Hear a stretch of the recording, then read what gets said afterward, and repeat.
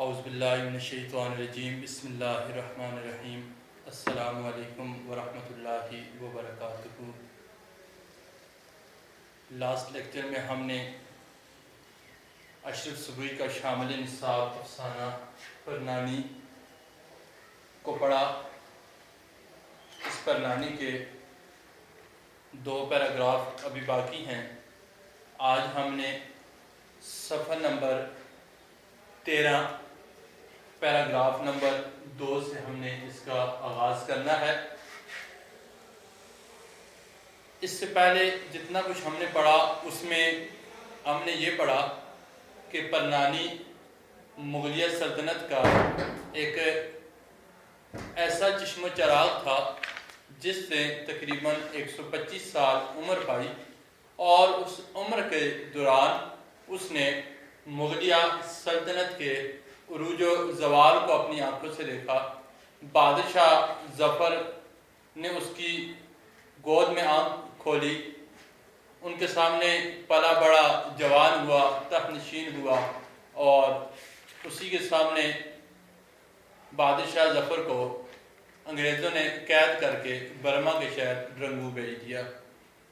وہاں سے آگے ہم نے آج انشاءاللہ آغاز کرنا ہے، تو میں سبق کی ریڈنگ کروں گا، ساتھ میں وضاحت طلب الفاظ کے معنی بورڈ پہ لکھتا جاؤں گا۔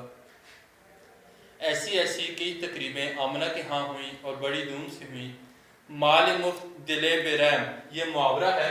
اس دن ہم نے محاورہ کے بارے میں پڑھا بھی تھا۔ 2 یا 2 سے زائد الفاظ کا وہ مجموعہ جو اہل زبان کا مرتب کردہ ہو اور اپنے حقیقی معنوں کے بجائے مجازی معنوں میں استعمال ہو، محاورہ کہلاتا ہے۔ تو مال مفت دل بے رحم،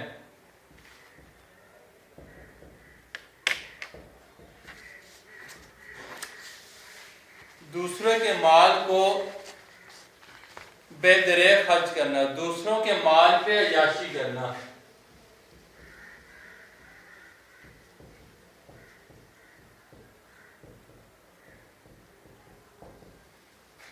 دوسروں کے مال کو کھلے دل کے ساتھ اڑا دینا۔ خوب دل کھول کر روپیہ خرچ کیا۔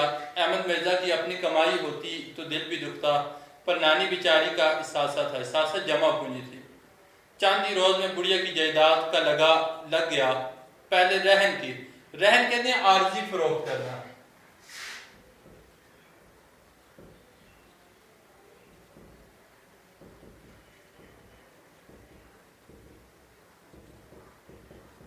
اب عارضی ایسے فروخت ہوتی ہے کہ کسی شخص کو زمین چاہیے، ہم اس سے کہتے ہیں جی 2 لاکھ روپے دو، یہ میری زمین اپنے پاس رکھ لو۔ اس وقت تک وہ زمین واپس نہیں کرتا جب تک اس کے 1 لاکھ 2 لاکھ 4 لاکھ روپے جو اماؤنٹ ہم نے طے کی ہوتی ہے اس کو واپس نہیں کرتے۔ جب اس کو پیسے مل جاتے ہیں تو وہ زمین اس مالک کے حوالے کر دیتا ہے، اس کو رہن کہتے ہیں۔ تو اس احمد مرزا نے اس بڑھیا کی زمین کو پہلے رہن فروخت کیا، صرف یہ رہنے کا مکان اور اس سے ملحق بازار کے رخ کی 11 دکانیں رہ گئیں۔ چھوٹے لڑکے کو گھوڑی چڑھانے کے لیے جو 2000 روپے قرض لیے تھے اس کا تقاضا شروع ہو گیا۔ گھوڑی چڑھانا یہاں پہ محاورتاً استعمال ہو رہا ہے، شادی کروانا۔ اس زمانے میں دلہوں کو گھوڑی کے اوپر بٹھا کر بھیجا جاتا تھا، یا ان کی جو بارات آتی وہ گھوڑوں کے اوپر آیا کرتی تھی، تو یہاں پہ اس لیے گھوڑی چڑھانا مطلب شادی کرنا۔ دولہے کو گھوڑی کے اوپر بٹھانا۔ بڑی لڑکی کا کار خیر ضروری تھا، کار خیر نیک کام۔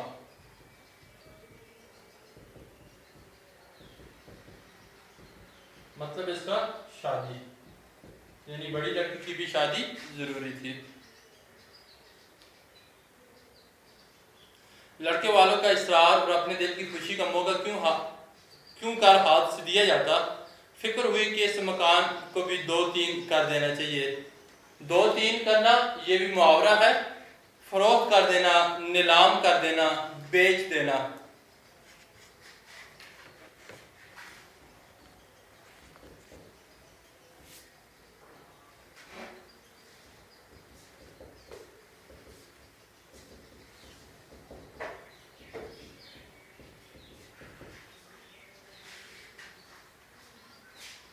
اتنے بڑے ڈنڈار مکان کی کیا ضرورت ہے؟ لالا جگو مال نے 50,000 لگائے ہیں، 40,000 کی اچھے موقع کی جائیداد خرید لیں گے تو 250 کا کرایہ ہو جائے گا، باقی 10,000 میں قرض ادا کرنے کے بعد لڑکی ودا ہو جائے گی۔ ودا ہونا رخصت ہو جانا۔ خود کرول باغ میں سستا مکان لے کر جا رہیں گے، اللہ اللہ خیر صلاح، لیکن دشواری یہ تھی کہ اس کا قبالہ ان کے پاس نہ تھا اور بغیر قبالہ دیکھے خریدے کون؟ قبالہ کہتے ہیں کاغذات کو۔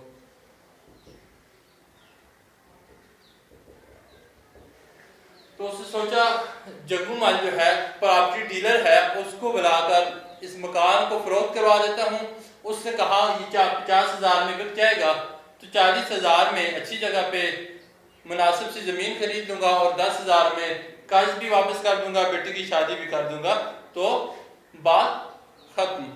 اب مسئلہ یہ تھا کہ جائیداد فروخت کرنے کے لیے کاغذات چاہیے تھے اور وہ کاغذات ان کے پاس نہیں تھے۔ جب پانی گلے گلے آ گیا، یہ بھی محاورہ ہے، مصیبت میں پھنس جانا، بری طرح سے پھنس جانا۔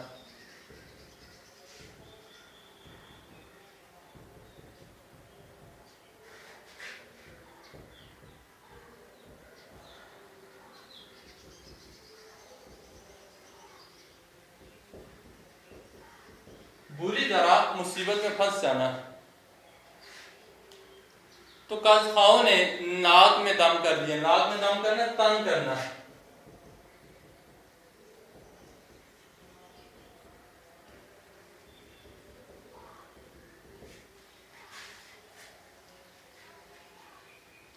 تو پنانی کی طرف متوجہ ہوئے، کوٹھی کا کونا کونا چھال مارا، بڑھیا کا گڑ گودڑ دیکھ ڈالا، آخر کہنا ہی پڑا کہ نانی اماں تمہارے داماد کی آبرو پر بن گیا، آبرو عزت پر۔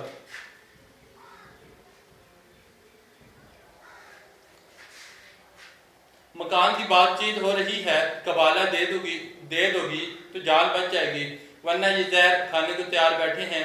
مگر بڑھیا ٹس سے مس نہ ہوئی۔ ٹس سے مس نہ ہونا، کوئی پرواہ نہ کرنا۔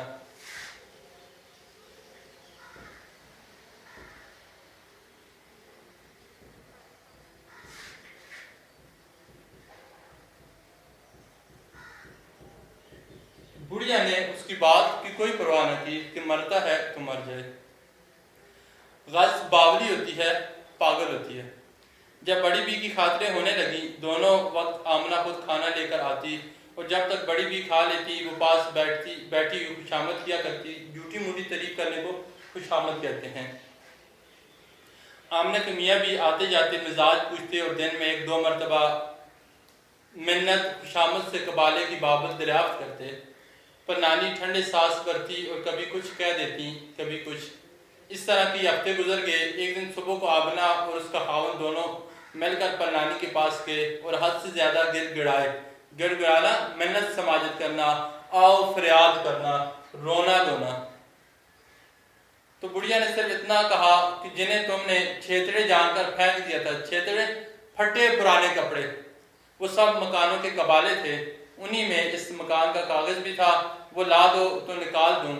ان باتوں سے دونوں میاں بیوی مایوس ہو گئے اور مطلب براری کی دوسری ترکیبیں سوچنے لگے۔ مطلب براری، مطلب نکالنا۔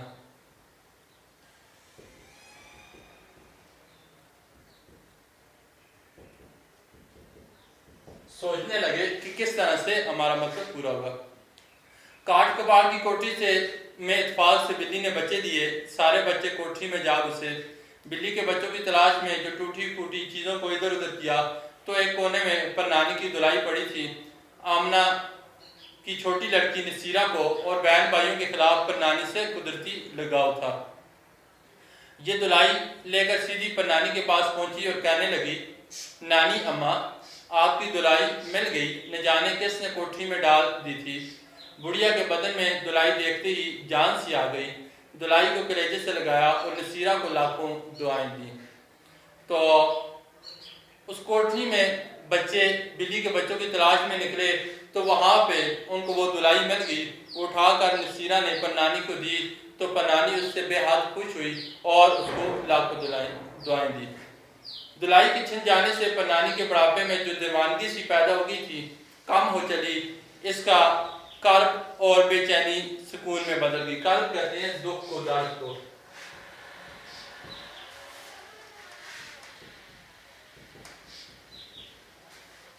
सुकून में बदल गई। बेटी ये कपड़े के टुकड़े नहीं हैं, मेरे कलेजे के पुर्जे हैं।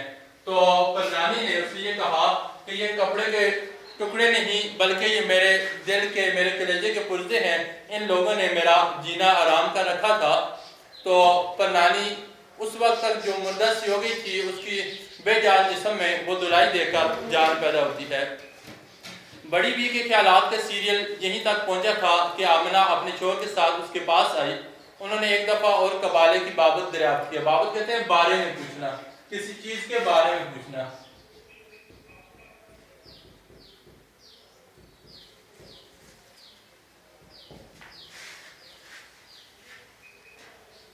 अब बुढ़िया होश की बातें करने लगी है। तकदीर सीधी है तो दौलत के खजाने की कुंजी बता देगी।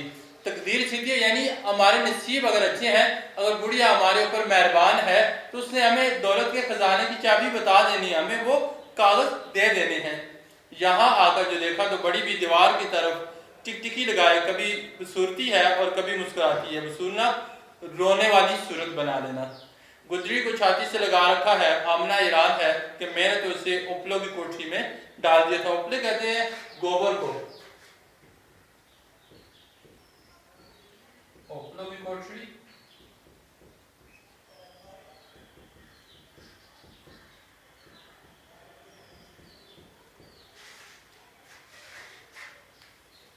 यहाँ क्यों कर आ गई? मसनूई हंसी हंसते हुए बोली, नानी अम्मा फिर तुम इस मनूस दुलाई को मंगवा बैठी। ऐसे क्या इसमें लाल जड़े हुए हैं? लाल जड़ना, इसमें कौन से मोती लगे हुए हैं जो किसी आम छोड़ती ही नहीं। देखो तो सही मोई में से कैसी सड़ी बू आ रही है। मोई बुरा भला कहना, किसी को हम बुरा भला कहते हैं तो कहते हैं देखो कैसी मोई है। नसीरा जा उल्कनी पर से साटन की दुलाई उतार ला और नानी अम्मा को उड़ा दे। साटन की दुलाई, चमकदार रेशमी कपड़े की चादर।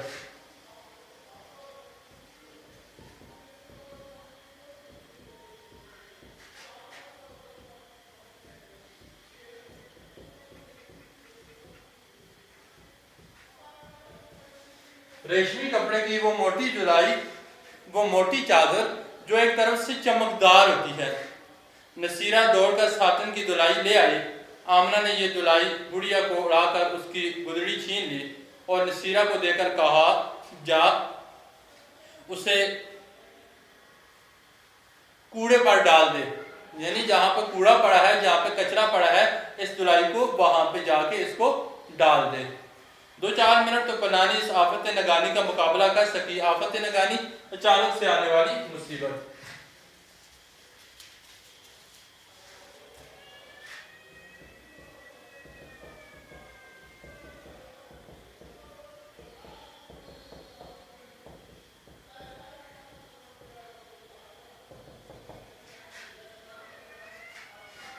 नसीरा की तरफ हाथ बढ़ाए, चुपचाप देखती रही। फिर एक ठंडा सांस देकर कहा, बेटी मेरी जान ना निकाल, इसमें मेरे बहुत से फूलों की बू बसी हुई है। फूलों की बू, बहुत सारी पुरानी यादें इसमें बसी हुई हैं।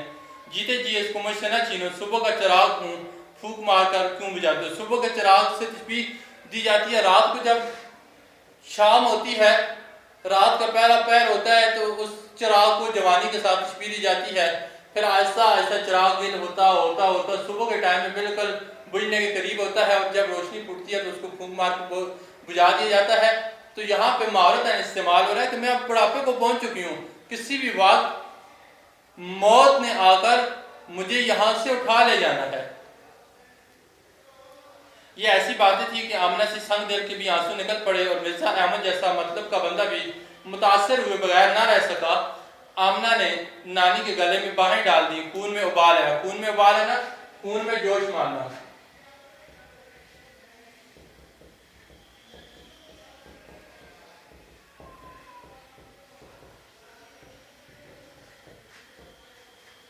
खून ने जोश मारा, आंखों ने सच्ची मोहब्बत का इजहार किया और बड़े दिल को जब्त करके बोली, नानी अम्मा मैंने आज तक जो तुम्हारे साथ खताएं की हैं अपनी बेटी रुकिया के सदक़े में माफ़ कर दो। میں شرمندہ ہوں کہ میں نے تمہارے ساتھ اچھا سلوک نہیں کیا، میں تم سے قبالہ کبھی نہیں مانگوں گی، تم کوڑو نہیں، کوڑنا جلنا مت۔ دل کو دل سے راہ ہوتی ہے، آنسو اگر جھوٹے نہ ہوں تو بڑی قیمت رکھتے ہیں۔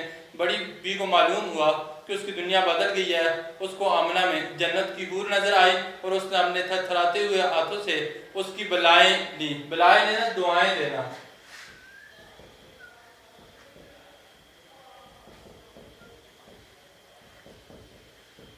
اب بڑی بی کو پتہ چل گیا کہ یہ آنسو ندامت کے آنسو ہے، یہ شرمندہ ہو چکے ہیں، انہیں اپنی غلطی کا احساس ہو چکا ہے، تو بڑی بی نے ان کے لیے ہاتھ اٹھا لیے، ان کو دعا دے رہی ہیں۔ یہ منظر دیکھ کر احمد مرزا بھی ننیا ساس کے قدموں پر گر پڑے اور اپنی خطاؤں کا اعتراف کیا۔ بڑی بی نے انہیں بھی دعائیں دی۔ نصیرہ نے اپنی زندگی میں یہ نیا تماشا دیکھا، وہ کبھی دوسروں کو روتا دیکھ کر رونی صورت بنا لیتی تھی، کبھی بے چین ہو کر ادھر ادھر دیکھنے لگتی تھی۔ جب ندامت اور خوشامد گلے مل چکی اور نصیرہ نے اپنی ماں کو یہ کہتے ہوئے کہ نانی اماں اب تو آپ ناراض نہیں، کھاؤ میری جان کی قسم، اور پر نانی کا یہ جواب کہ نہیں آمنہ، تیری جان کی قسم میں تم سے خوش ہوں، میرا تمہارے سوا کون ہے؟ اپنی ماں سے پوچھنے لگی کہ اماں نانی کو دلائی دے دوں؟ اب تو ملاپ ہو گیا۔ ماں نے بیٹی کی طرف اور نانی نے نواسی کی جانب ایک عجیب انداز سے دیکھا۔ آمنہ نے نصیرہ سے تو کچھ نہ کہا، نانی سے بولی نانی اماں جانے بھی دو، اس گودڑ کا کیا کرو گی؟ نہیں بیٹے رہنے دو، تمہاری ماں کی یادگار ہے، بڑھیا نے کہا اور نصیرہ پر نظر ڈالی۔ نصیرہ دلائی کو دبوچ کر لائی۔ بڑھیا کی ساری افسردگی دور ہو گئی، اس کا خیال بدل چکا تھا، وہ مرنے سے پہلے مکان کا بوجھ بھی اپنی چھاتی پر سے ہٹانا چاہتی تھی۔ اسے یقین تھا کہ آمنہ اور اس کا فضول خرچ شور جب سنبھل جائیں گے، اس لیے اس نے بڑے اطمینان سے جواب دیا، لاؤ دلائی میرے سامنے رکھو، میں اس بڑے ٹکڑے کا بھی قصہ سنا دوں۔ اور دلائی لے کر بڑے ٹکڑے کو دیڑتے ہی کہا، بچوں یہ ہزار جامے کی دلائی نہیں ہے بلکہ ہزار داستان ہے۔ پیازی رنگ کے ٹکڑے کو الگ کر کے ہبہ نامہ ہاتھ میں لے کر کہا، ہبہ نامہ وہ کاغذات جو تحفے میں کسی کو دیے جاتے ہیں، ایسے زمین کے کاغذات جو تحفے میں دیے جاتے ہیں۔ تو اس نے اس ہبہ نامے کے بارے میں بتایا، لو نانی صدقے اور نانی کا مکان تو پر صدقے، لیکن دوسری جائیداد کی طرح اس کی بربادی کے پیچھے نہ پڑنا، کہیں ایسا نہ ہو کہ سر چھپانے کا یہ جھونپڑا اور روٹی کھانے کا سہارا بھی چلا جائے۔ اللہ تم کو اس میں آباد رکھے اور تم اپنے بچوں کا سکھ دیکھو۔ تو اس افسانے کے اندر جو لاسٹ پیراگراف کے اندر جو بات ہم نے سیکھی وہ یہ ہے کہ جب آنسو ندامت کے نکلتے ہیں، جب انسان لالچ، خود غرضی اور خوشامد سے باہر نکلتا ہے تو وہ آنسو جا کے دل پہ اثر رکھتے ہیں۔ دل سے جو بات نکلتی ہے اثر رکھتی ہے، پر نہیں طاقت پرواز مگر رکھتی ہے۔ تو دل سے بات جب نکلتی ہے تو جا کے اثر کرتی ہے۔ تو اب جب آمنہ نے اپنی غلطی کا اعتراف کر لیا، ندامت کے آنسو اس کی آنکھوں سے نکلے، تو نانی کے سچے دل نے اس بات کی گواہی دی کہ یہ آپ سمجھ چکے ہیں، ان کے اندر سے لالچ مٹ چکی ہے، ان کے اندر سے حسد مٹ چکی ہے۔ تو نانی نے اپنی ساری جائیداد جو اس کا کل اثاثہ تھا اور اس نے اپنے پیچھے اپنے وارثوں کو ہی دینا تھا، تو وہ اس اپنی نواسی کو تحفے میں دیتے ہوئے اسے یہ باور کروایا کہ دوسرے مکان کی طرح، دوسرے چیزوں کی طرح، دوسری جائیداد کی طرح اس کو بھی اجاڑنا نہیں ہے، اس کو بڑی سنبھال کے رکھنا ہے، کیونکہ یہ آپ کا جھونپڑا ہے، آپ نے اس میں رہنا ہے، آپ کے بچوں نے اس میں رہنا ہے اور آپ لوگوں نے اس میں زندگی گزارنی ہے، اور یہ آپ کی روزی روٹی کا ذریعہ رہے گا۔ تو جب بھی ندامت کے آنسو نکلتے ہیں وہ اثر رکھتے ہیں، تو ہمیں بھی خوشامد کے بجائے ندامت کی طرف جانا چاہیے، ندامت کو دیکھنا چاہیے، خلوص سے پیار و محبت کو دیکھنا چاہیے۔ اور پیار و محبت کی پہلی شرط نیت ہے۔ اگر ہماری نیت خالص ہوگی، نیت خالص کے ساتھ محبت سے پیش آئیں گے تو وہ ہماری بات بھی اثر رکھے گی، ہماری بات جا کے دوسروں کے دل میں اترے گی بھی، اور ہمارا مقصد مدحا بھی پورا ہوگا۔ اسی کے ساتھ ہی آج کا ہمارا افسانہ ختم ہو چکا ہے۔ کل انشاءاللہ مشقی سوالات کے ساتھ دوبارہ آپ کی خدمت میں حاضر ہوں گا۔ تب تک کے لیے اجازت چاہتا ہوں۔ اللہ حافظ۔ السلام علیکم ورحمۃ اللہ وبرکاتہ۔